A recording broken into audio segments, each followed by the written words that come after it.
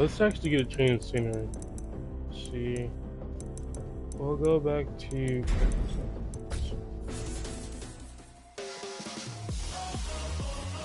Alright, so what we're doing is another one of those character labbings where you just look at all their moves. What is this? It looks so stupid, bro. I'm not gonna lie, it looks so bad. I don't want to give away all the drift though. We'll go with something simple. So I'm waiting for the Yoshi nerf to come out. I'm thinking that they're going to nerf him in some way or form next patch. I hear the next patch is coming out.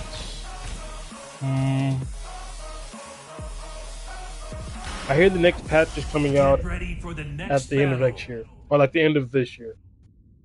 So like January is when the next patch comes out for this game. And I'm essentially wanting to lab all the characters before then.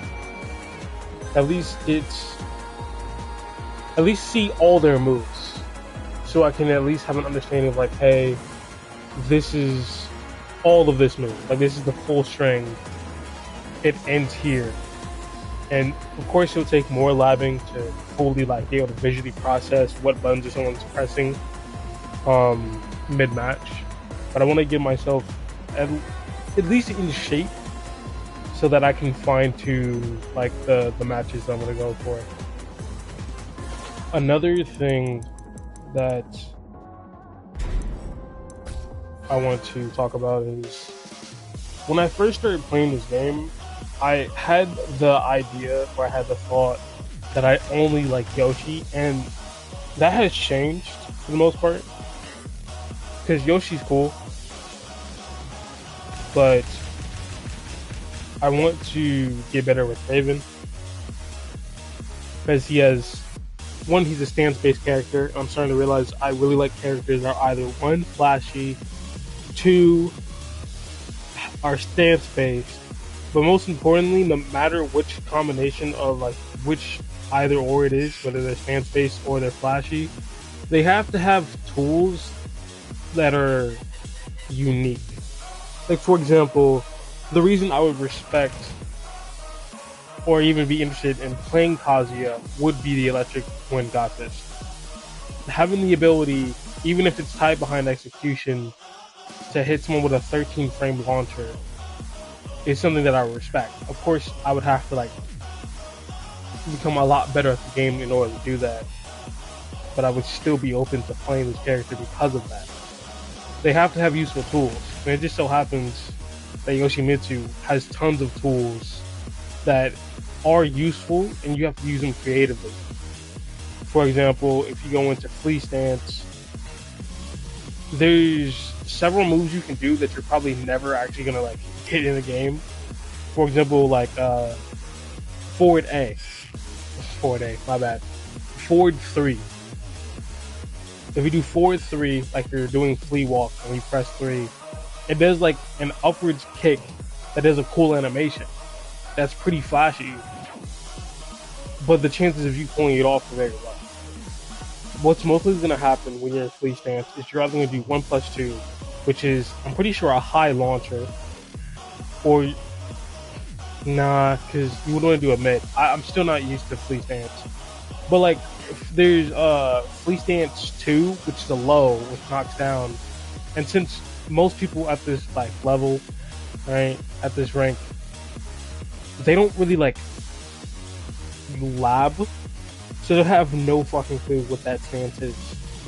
And for the most part, no one truthfully like understands Yoshi at this level, because most Yoshis are still using like Dragonfly, they're still using like Kincho, and the only time I've ever seen a Yoshi pull out something besides that is when it's a Yoshi mirror match, and you just get the whole like bullshit where they just start doing things, start pulling out random stances.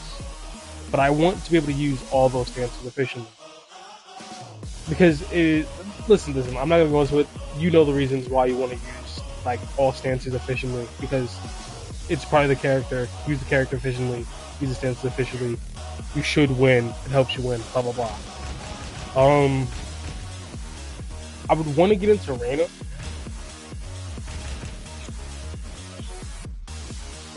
I would want to, but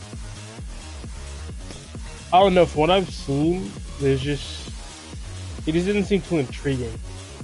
It doesn't seem like she has cool looking moves. Don't get me wrong, and she is a stance based character, and she does have a parry. But it would have to be one of the situations where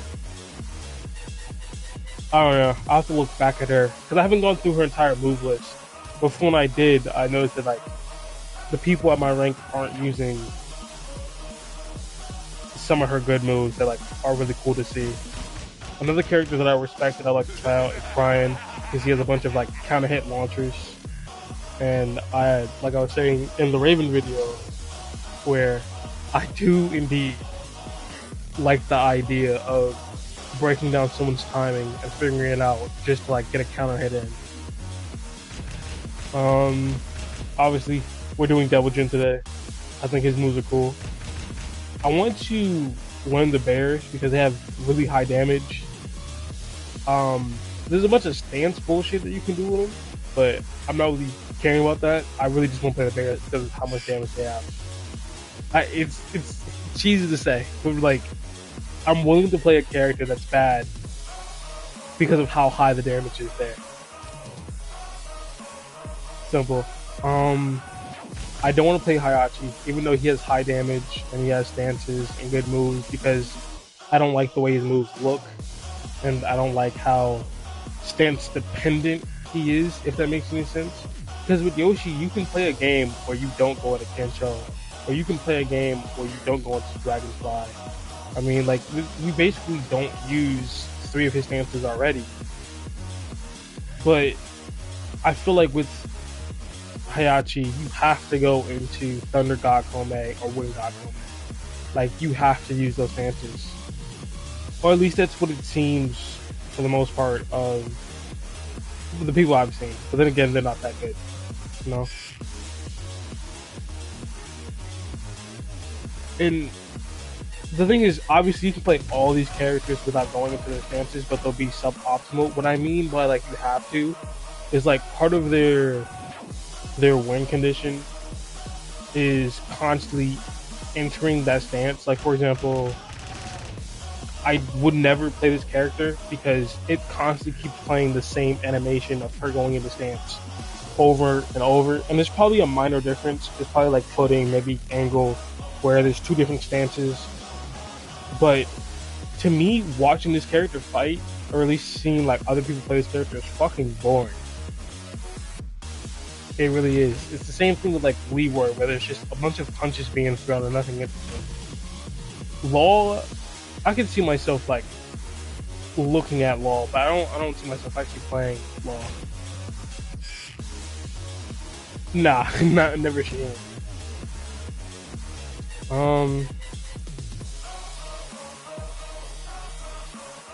Nah, I don't know. Now that Dragon is more balanced, maybe him, but then again, his moves aren't as cool. So, like, the official list is Yoshimitsu, right? Raven. A pocket Kuma, because why not? Also, Claudio. I don't have any good, like, skins for Claudio. And Devil Jin, because not gonna lie, his moves are pretty clean. And it's gonna sound like a corny thing to say, but I pretty much like only play low tiers, and it's not on purpose. It's really not, because for example, in Tekken 7, I played Kunimitsu, which isn't a low tier. I just like the way she looked and moved, right? And she had tons of stances. She had Setsunagake. She had Katan, she had back turn, and like those stances had genuinely useful moves that were good looking. So it wasn't hard for me to like actually like that character because it was flashy. It was a stance based character with a variety of different moves that didn't require me to be in stance that were pretty good. For example, sidestep, I want to say 3 or 4 is a low sweep with pretty good reach that knocks down. So like there was good things about it. She had like a 9 frame move actually. Yeah, she had 4 forward, 4-2, which was 9 frame startup. Meaning you enter it perfectly, you can punish someone for 10 frame punish. Actually, that means someone who's 9 frames negative on a move that would normally be safe, she can punish in that game, which I thought was very cool. I thought that was amazing. I've never used it to punish someone like that because I don't need frame data in Tekken 7, but you get the point.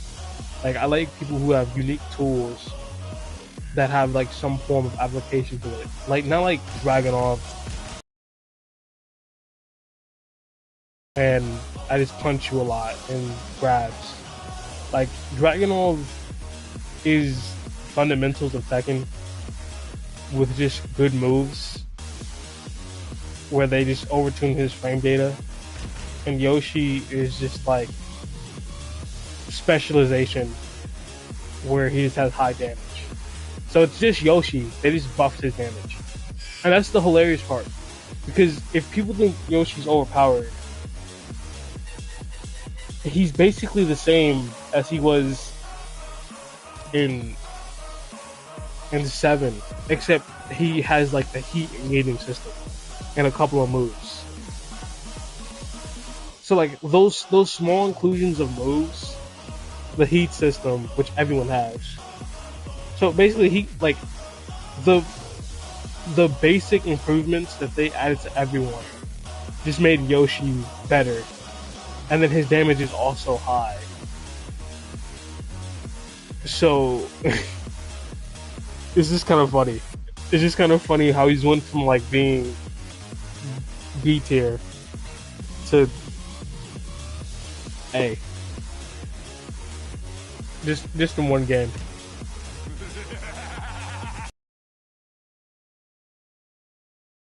Because fucking like nah, I can't play someone who only punches, and I can't play someone who only kicks.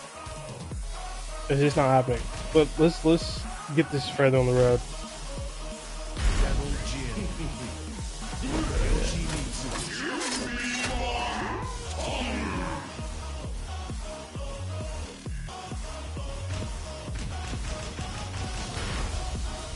Get ready for the next battle.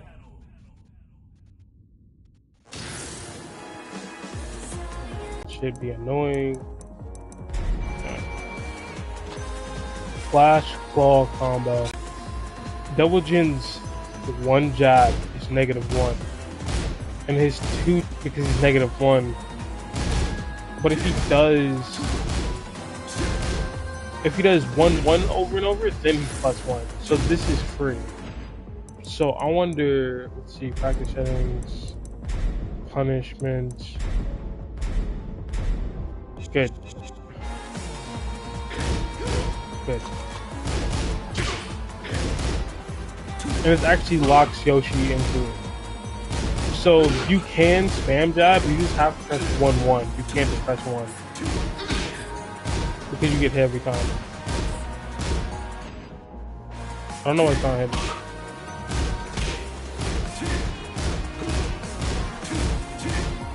Maybe you can't.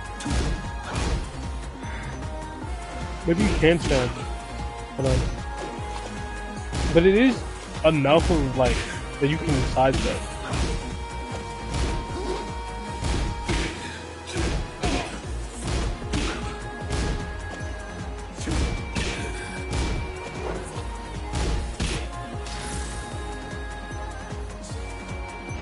Let's swap this because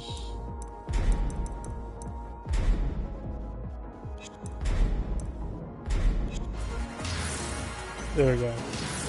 What?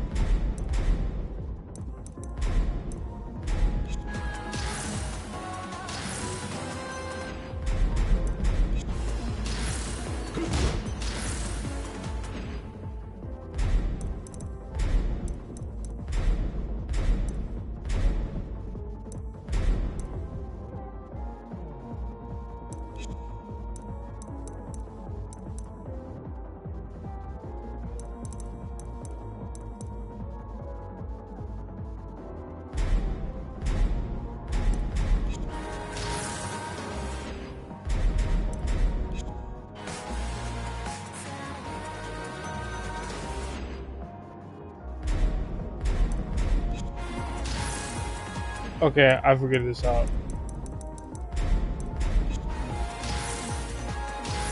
Alright, I don't know how I got that messed up. So you can jab as long as you want. You just have to press 1-1. Like you have to press that as a string. This is 1-1-2. It's -17. So that means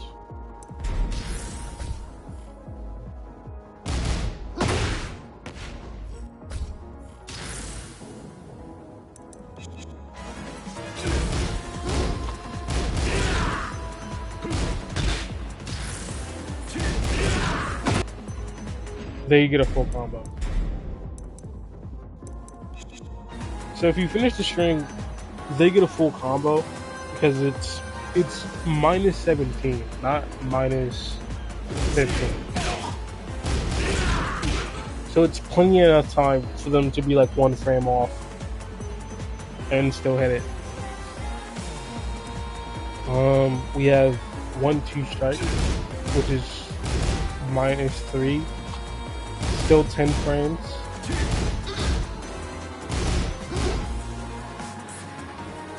We have back fist combo, which is 1-2-2, -12.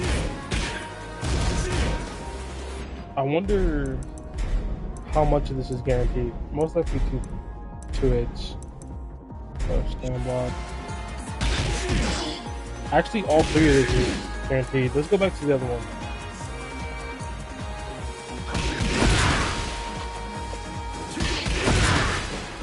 So this is actually pretty good.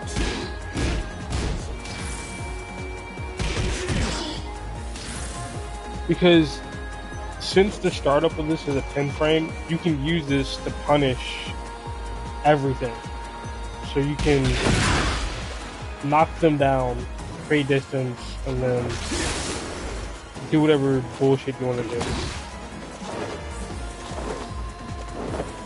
Right? Like that. For example, if we were to put on punishment and then turn the hop knee one on, you can go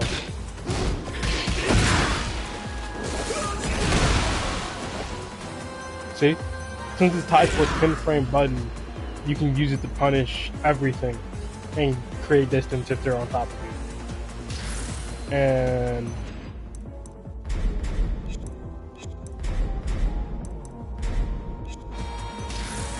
if they're at the wall, I bet it wall splats.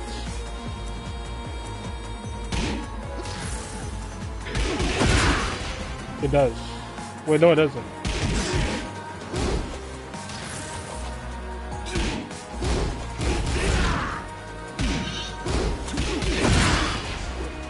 Nah, it doesn't wall spot.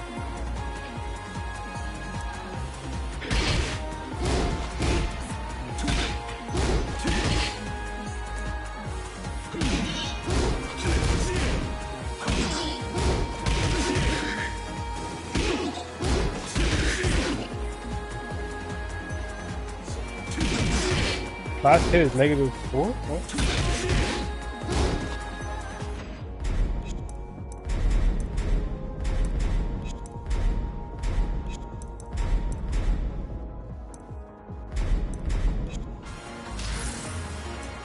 Alright, we got... This is gonna be 1, 2, 3, 4. So on block, you have the same normal buttons as they are. So I don't think I've explained this before, but in this game, every button corresponds to a limb. And at the start, like the first 2 buttons or the first 2 inputs usually are independent moves that you can do by themselves that aren't like part of the string. Like this, you can do the 1, you can do the 2. Right? So they're just normal moves, and then after, that's when it's a very specific command or input the game is looking for. So that is something where even if you had a bind that was 3, even if that was 3 plus 4, since there's only the possibility of, like, there's no other moves except, hang on with this, there's no other options of possible moves or continuations down the road except for 3. When you press 3 plus 4, it's going to register for 3. So for this, you can press 1, 2, and then 3 plus 4 twice and get the input perfectly. And because it's the same move associated with the buttons, the frame data transfers. And that's not true at all. I just lied. So when you do 1, 2 like this, it's -3. So it doesn't do it for your turn, but they can, like, if you just stop there and they jab, you lose. But if you continue, it's -4. So again, you would lose a jab out if you stop there. But if you continue all the way down the line, it's neutral, and you're outside of jab range too. So you basically are not only safe the whole way through, you can respond back immediately from that. So it's 2 highs and then 2 mids.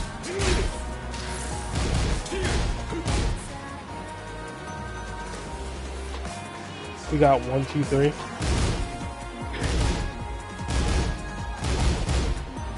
This is really hard to put in. Like, on. You gotta be fast. This is -10. It's 2 highs and then a mid. I wonder.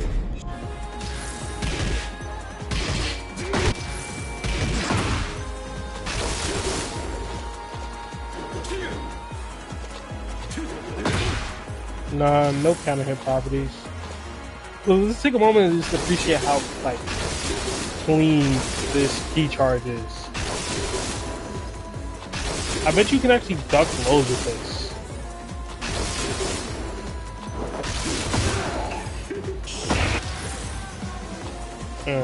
Alright. This doesn't seem to be too impressive. I think this is just here to what? Just having a move he has. Because since this is safe, you can throw this out. It's actually not safe.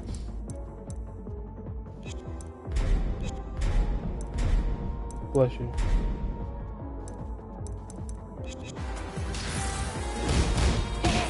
Yeah. So someone would have to have labbed this move specifically and be looking out for it to, like, appropriately punish this. Because sure, the bot can punish it here, but that's only because it's, like, frame perfect. In a real game, if you aren't just throwing this out back to back to back, even if you are, they may not realize that it's a 10 frame punish and like something else. But this doesn't even look unsafe. So if someone knows, hey, I can jab here, then sure. But I don't know. I think anyone who doesn't know is not gonna punish it. And even if someone does know, right? If you aren't doing it back to back to back, then they just may not process, you know, hey, this is unsafe. And to be fair, you can just, like, not complete the turn.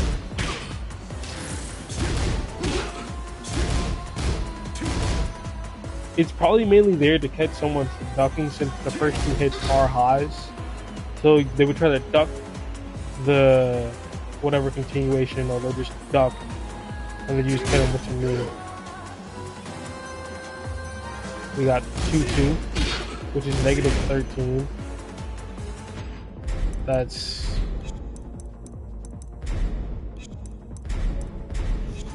I don't know why 2-2 is -13 on block. I have no clue.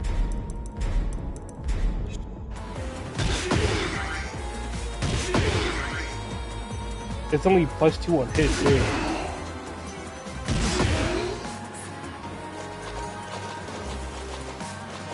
I wonder if it has like counter hit property. Nope. Nothing. Just extra frames. Not even extra frames.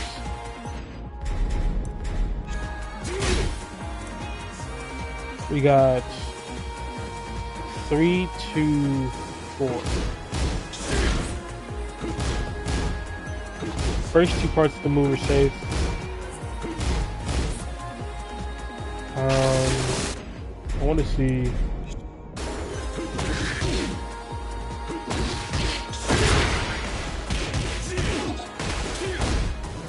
So, obviously, the last part of this move, the 2, that's the launcher, of course. This is probably used for combos. I mean, I think they're already commanding.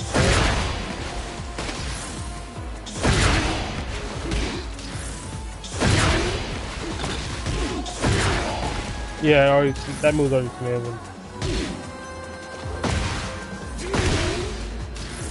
I don't know enough moves to test it. But this is going to be used for combos since it hits pretty well to the ground. Tornadoes, and allows you to just continue the combo.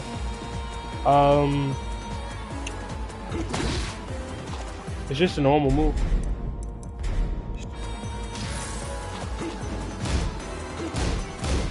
This part is safe. Follow-up isn't because it's a launcher. It's one of those moves meant to catch you if you try to interrupt. So if I make him punish, this is hits. So that's full out. It catches people trying to press buttons and it launches them. Here, if they get hit and they realize, oh, it's not my turn, I can't interrupt or anything, then they can just keep holding back and, you know, they don't get punished for it. Which is unfortunate that this move is so unsafe. What's the serve for the first part? 17 frames? 17 frame mid. And the second hit is a high. So you can duck this actually.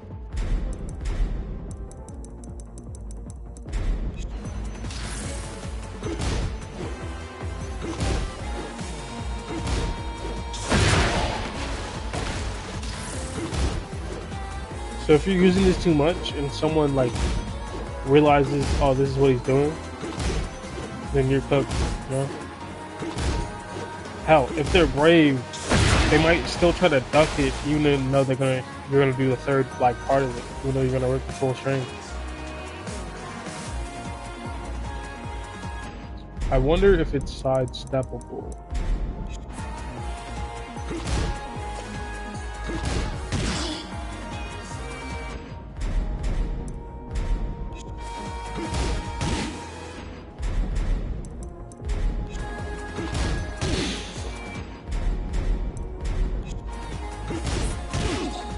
No.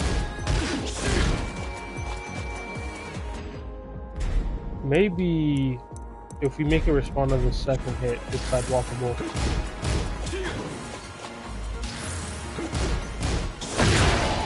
No, this one is not sidesteppable, at least in that direction. It's not sidewalkable either.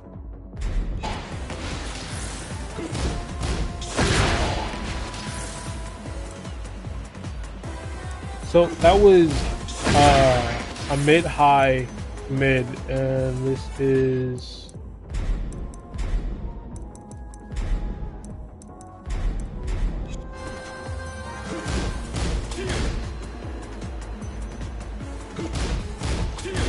also a mid-high mid. The only difference is that this isn't a launcher and it's safe on block. So you can let this rip all day. Question is, why would they that this move here has the same first starting part as this move. So they're meant to be used as sort of like a mix-up to each other. So either I'm doing this, which resets the distance, also safe on block, and has a distinct animation, even though the first two parts are guaranteed of being a mid-high. I guess the mix-up being whether or not you can duck it. But then again, the way to beat this string is just to stand up. Just don't duck. And either you can't punish them, or you can punish them. Like, it's either like they